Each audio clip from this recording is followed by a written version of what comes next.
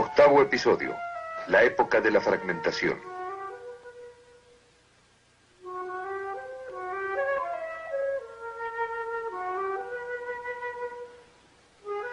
Monet, Renoir, Pizarro, Sisley y Degas eran naturalistas, como se llamó entonces a su pintura. Eran impresionistas. Pintaban lo que les impresionaba a la vista. Pero ¿había realidad detrás de las ondas de luz que les llegaban a la vista? Después de 1885, Monet llevó esto hasta su conclusión y la realidad tendió a transformarse en un sueño. El impresionismo abrió el camino para que el arte llegara a ser el vehículo del pensamiento moderno. En tanto la realidad se transformó en un sueño, el impresionismo se vio desplazado. Estos hombres, Cézanne, Van Gogh, Gauguin, Seurat, todos los grandes postimpresionistas sintieron el problema, la falta de significado. Decidieron resolver el problema, encontrar una forma de regresar a la realidad, a lo absoluto, más allá de las cosas individuales, más allá de los particulares. Finalmente, fracasaron. No estoy diciendo que los pintores estuvieran conscientemente pintando su filosofía de la vida, pero sí digo que en su obra en general, su concepto del mundo se reflejaba a menudo. Cézanne redujo la naturaleza a lo que él consideraba las formas geométricas básicas. En esto buscaba un patrón universal que abarcara todo tipo de cosas individuales en la naturaleza misma. Esto dio una apariencia mutilada y fragmentada a sus pinturas. En sus bañistas hay mucha frescura, mucha vitalidad y absoluta maravilla en el equilibrio de la pintura en general. Pero pintó no solo la naturaleza, sino al propio hombre en forma fragmentada. Quiero enfatizar que no estoy minimizando a estos hombres como hombres. El leer a Van Gogh en sus cartas es llorar por los tormentos de un hombre sensible. Tampoco minimizo su talento como pintores. Sus obras, sin duda, son a menudo de gran belleza.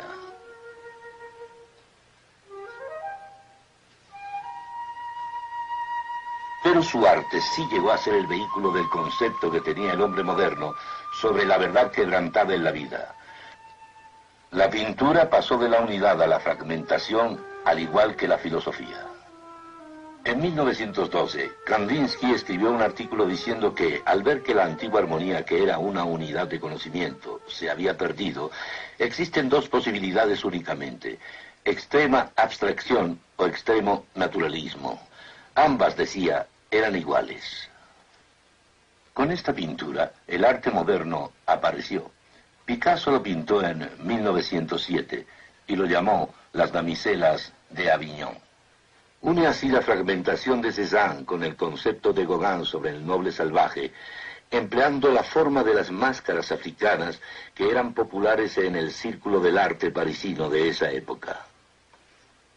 En las grandes obras, la técnica se une al concepto del mundo, y la técnica de fragmentación encaja bien con el concepto del mundo del hombre moderno. Un panorama del mundo fragmentado y del hombre fragmentado, y un completo rompimiento con el arte del Renacimiento que estuvo basado en la esperanza del hombre humanista. Aquí el hombre está hecho para ser algo menos que hombre. La humanidad está perdida. Hablando ahora sobre Picasso, de la colección privada de sus grandes obras, David Douglas Duncan dice: claro está que ninguna de estas pinturas fue en realidad un retrato, pero es la profecía de un mundo en ruinas. Pero Picasso mismo no podía vivir con esta falta de humanismo. Cuando estuvo enamorado de Olga y más tarde de Jacqueline, no las pintó de una manera fragmentada. En momentos cruciales de sus relaciones, las pintó tal y como eran, con todo su talento y toda su humanidad. Y cuando pintaba a sus propios hijos, no empleaba sus técnicas y presentaciones fragmentadas. Deseo que entiendan que no estoy diciendo que la ternura y la humanidad jamás estén presentes en el arte moderno, Pero en tanto las técnicas del arte moderno avanzaron, la humanidad se fragmentaba cada vez más. Lo opuesto a fragmentación viene siendo unidad. Y los antiguos pensadores filosóficos creyeron que podían obtener esta unidad a partir de una base humana.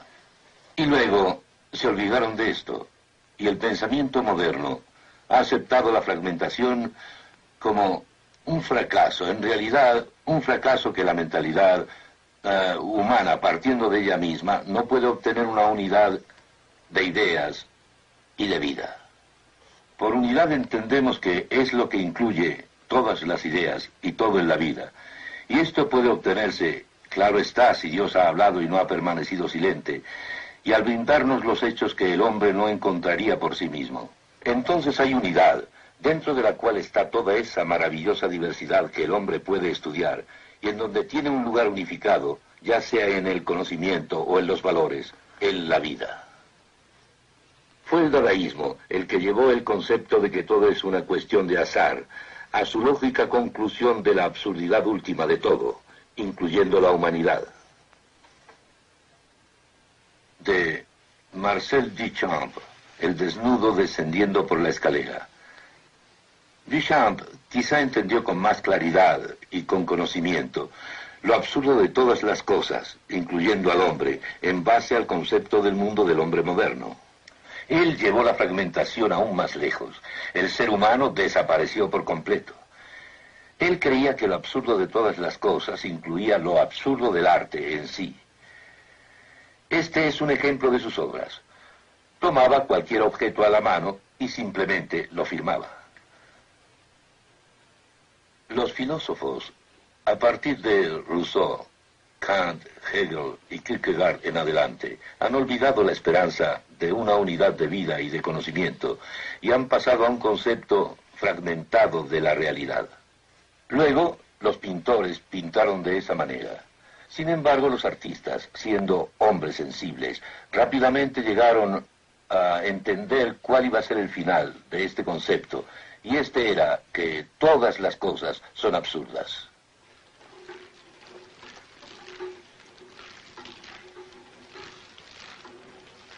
El norteamericano Jackson Pollock es tal vez el ejemplo más claro, al pintar deliberadamente, de una forma que nos dice que todo es fortuito. Así fue como Pollock creó algunas de sus obras. Así sus pinturas fueron un producto del azar. Un momento, ¿acaso no hay orden en estos rasgos de pintura?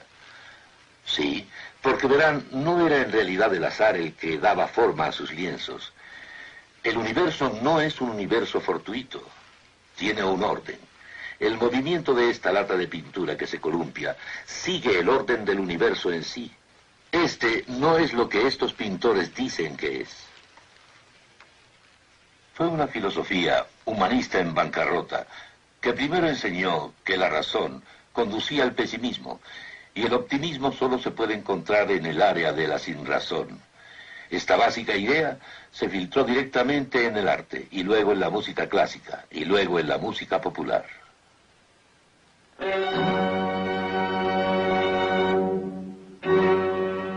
Empezó con los últimos cuartetos de Beethoven.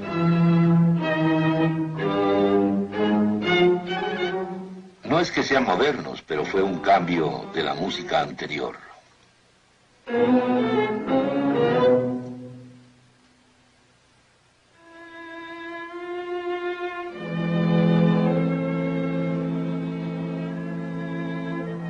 En Francia, Claude Debussy abrió el camino para la música moderna.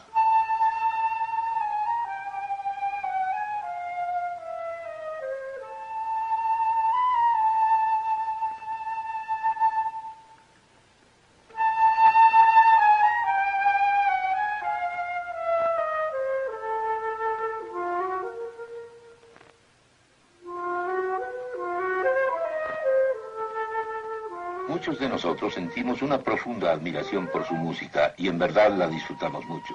Pero Debussy abrió el camino no a no resolver nada, como los compositores alemanes lo hicieron, sino para la fragmentación. Una fragmentación paralela a la fragmentación de la pintura. La fragmentación fue de gran influencia en casi todos los compositores subsecuentes en la música clásica, así como en las formas últimas de jazz y rock.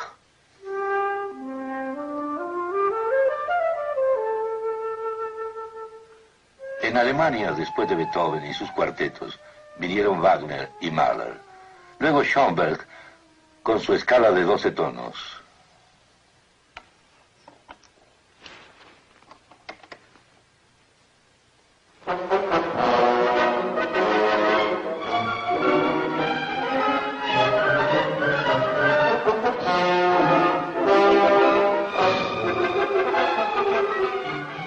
Aquí hay perpetua variación, pero jamás resolución.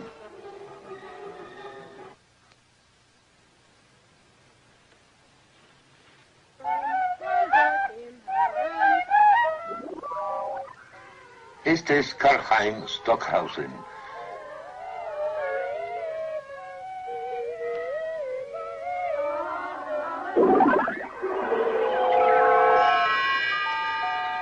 Estamos escuchando una partitura de música electrónica. En lo que se refiere al elemento del azar, fue parte de la obra de Stockhausen, que es lo que lo une a John Cage.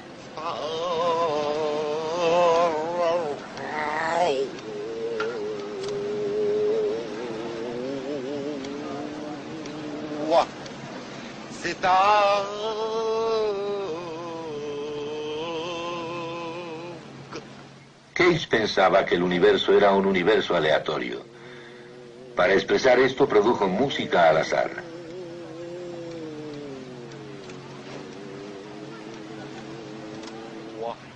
Esta música se transformó en auténtico ruido.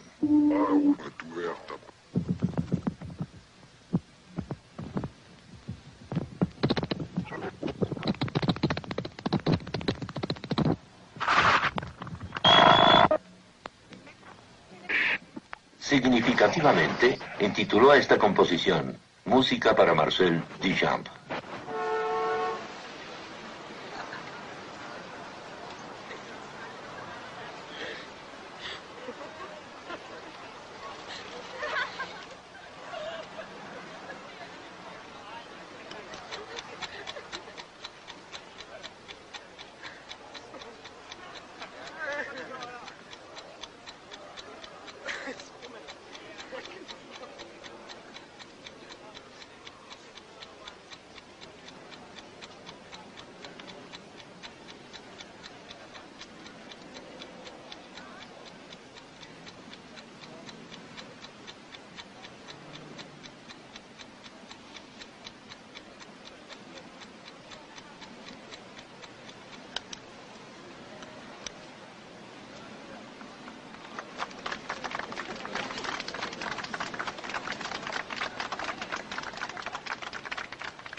John Cage fue otro que no podía vivir con este concepto del universo fortuito, porque no encaja en el universo que existe. Cage era un experto en el conocimiento de hongos.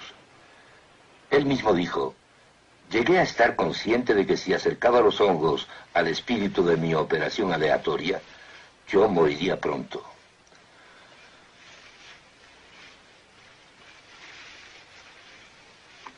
Su teoría del universo no encajaba en el que ya existía.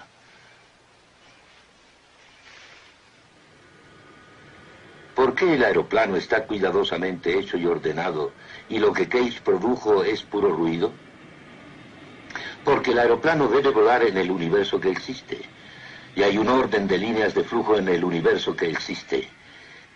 Y por tanto el universo no es lo que Pollock en su pintura y Cage en su música dijeron que era. Y debido a que la música de Cage no encaja en lo que el hombre es, tiene que ser cada vez más y más espectacular para mantenernos interesados.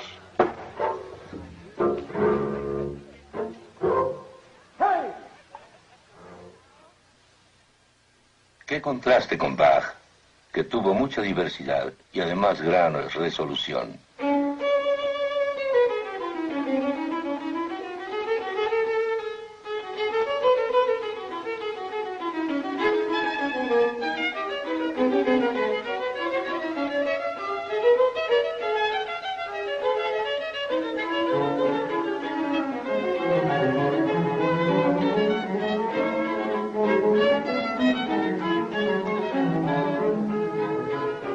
Bach, como cristiano, creía que existía resolución para el individuo y para la historia.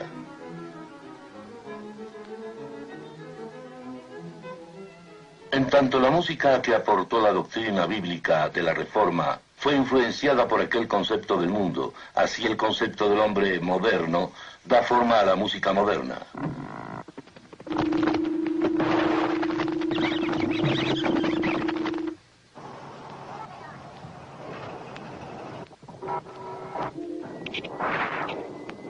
¿Aún esto es arte? ¿No es acaso una afirmación filosófica o intelectual meramente? Separada de la plenitud de qué es el hombre y qué es el universo. Al tender a ser solo una afirmación intelectual en lugar de una obra de arte, se ha transformado en un arte anti-arte.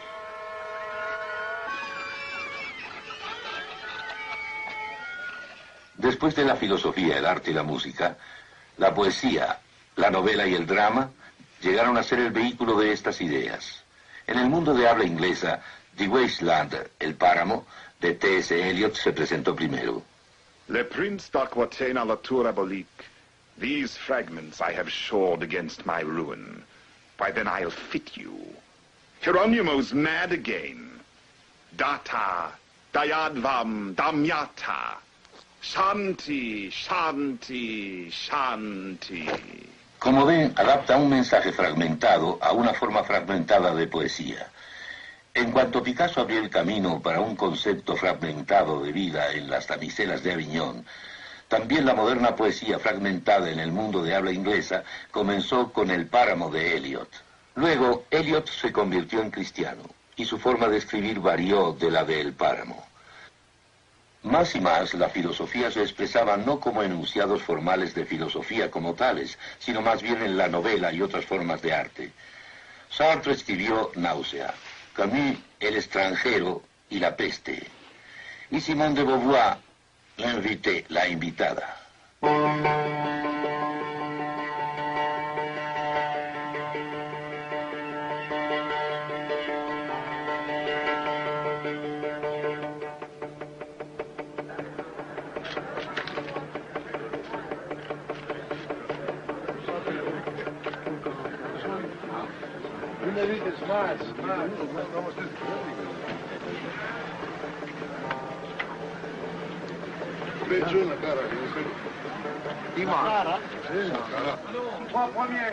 En los años 60, algunas de las afirmaciones filosóficas básicas se lograron a través del cine. Y al llevarse al cine pudieron llegar a un mayor número de personas, lo que jamás se había logrado mediante la pintura o la literatura, y menos aún mediante los escritos de los filósofos. Algunas de estas películas fueron El silencio y la hora del lobo, de Bergman, Julieta de los espíritus, de Fellini, Blow Up, de Antonioni, y Bella de día, de Buñuel. Mostraron pictóricamente y con gran fuerza qué sería la persona si fuera solo una máquina, y qué sería si además la persona tratara de vivir en el área de la sinrazón. En el área de la sinrazón no hay forma de distinguir entre el bien y el mal, o bien entre lo que es objetivamente cierto y lo que es ilusión o fantasía. Un buen ejemplo es Blow Up, de Antonioni. El cartelón de la película dice: asesinato sin culpa, amor sin significado. En la película no hay hechos patentes en cuanto a los valores morales, ni en cuanto a categorías humanas. Blow Up carece de héroe. El único que hay es el no héroe de Antonioni. Lo único que hay es la cámara que va haciendo clic, clic, clic. El factor humano ha desaparecido. Varias películas de ese periodo fueron muy lejos. El año pasado en Marienbad, Julieta de los espíritus, La hora del lobo y Bella de día. Estas querían expresar algo mucho más profundo. Decían que el hombre moderno, al caer en el área de la sinrazón, no solo no tenía categoría alguna, o moral, o valores humanos, sino que no tenía certidumbre para distinguir entre realidad e ilusión. Picture has a realistic line. They are not... Luis Buñuel. Director Bella de Día.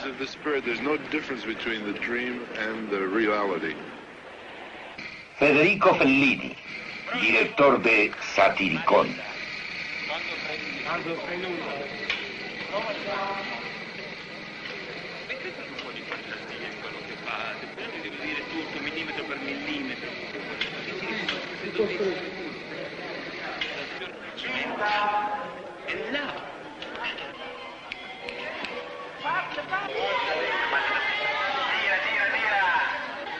It is my only way to live in reality. You know, it's for a creature. I think that what he does is only reality. E urlate l'altalena dell'amore, tante volte dovete dire l'altalena dell'amore. Pronto? Come on! To don't give meaning to the reality means that you don't understand no more reality. A reality can appear also like a monstrum, things without any meaning. Bergman fue un claro ejemplo en este respecto. Dirigió La Hora del Lobo, en donde uno no puede notar la diferencia entre lo que es real y lo que es fantasía. Lo que se exhibía estaba sucediendo realmente o estaba en la mente de uno de los personajes. Si la persona piensa a partir de ella misma y cree que vive en un universo en el que no hay un Dios personal que hable, un universo como el que Bergman indicó en su película El Silencio, entonces no tiene una manera final de distinguir entre realidad y fantasía o ilusión.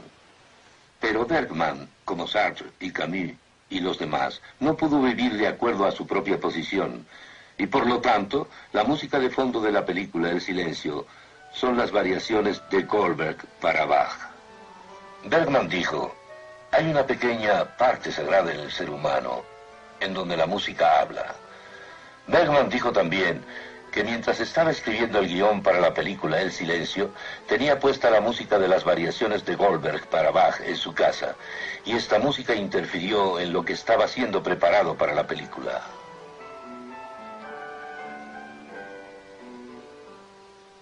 El cristiano sabe que la música habla, sabe que el hombre no es un producto del azar. El hombre está formado a la imagen de Dios, y sobre esta base es comprensible que la música sea música para el hombre. Y debido a que Dios ha hablado en la Biblia, no hay entonces silencio, y existen verdades concernientes a los valores morales y a los humanos. Y existen categorías sobre las cuales distinguir entre realidad y fantasía. Para la gente en la posición humanista, esto no es así. Dentro de esta posición no hay base para conocer. La cristiandad no es romántica. La Biblia no es romántica en cuanto al hombre, pues es visto como ser caído, es visto en rebelión, es visto como rebelde contra Dios. Con toda la generosidad de Dios y con todo su saber, tiene, por un lado, el circundante universo y su forma y la masculinidad del hombre, y por otro lado, el más detallado conocimiento de la Biblia y la revelación en Cristo. El hombre es un rebelde, y como la cristiandad no es romántica, no cree que esto se pueda pasar por alto. Pero habiendo dicho eso, el cristiano no es pesimista. No es pesimista en dos puntos. Primero que nada, la historia debe tener una meta. Parte del mensaje cristiano es que Cristo va a volver, y esta es la solución final.